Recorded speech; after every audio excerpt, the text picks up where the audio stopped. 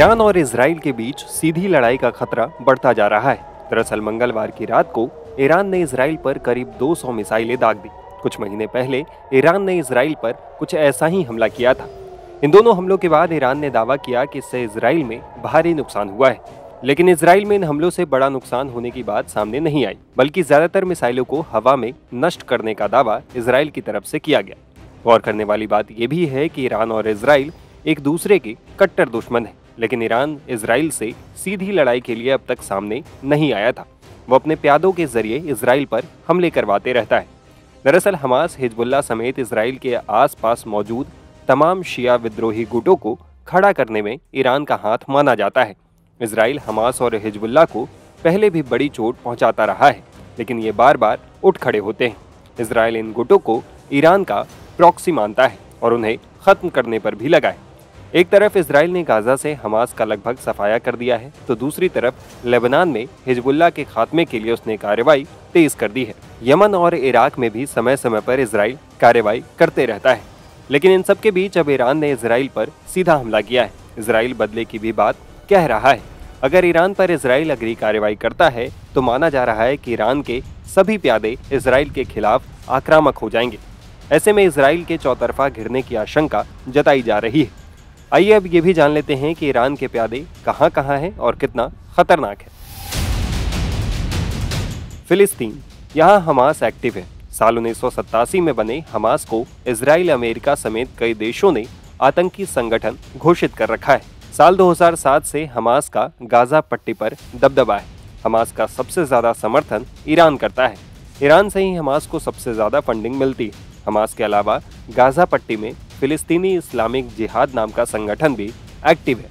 यह हमास के बाद दूसरा सबसे बड़ा संगठन है। साल 1970 में बने इस संगठन को भी ईरान का समर्थन मिला हुआ है। फिलिस्तीन के दूसरे हिस्से वेस्ट बैंक में भी हमास और फिलिस्तीनी इस्लामिक जिहाद एक्टिव है। लेबनान, यहाँ पर हिजबुल्लाह एक्टिव है। साल 1982 में ईरान के रेवोल्यूशनरी गार्ड्स ने इस संगठन को बनाया था। हिजबुल्लाह को भी कई देशों ने आतंकी संगठन घोषित कर रखा है। इसका मकसद ईरान में हुई इस्लामिक क्रांति को दूसरे देशों में फैलाना और लेबनान में इजरायली सेना के खिलाफ मोर्चा खड़ा करना था। फिलहाल हिजबुल्लाह के ठिकानों पर इजराइल लगातार हमले कर रहा है।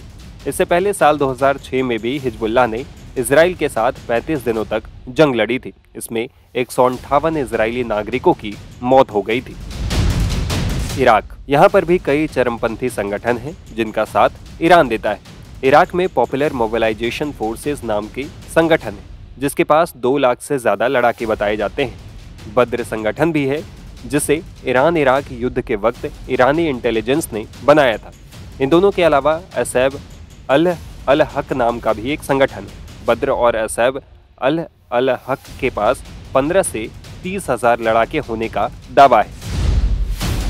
सीरिया, यहाँ फातिमो ब्रिगेड है, जो ईरान ने अफगानी शरणार्थियों का संगठन है। इसे सीरिया सरकार के खिलाफ बनाया गया था।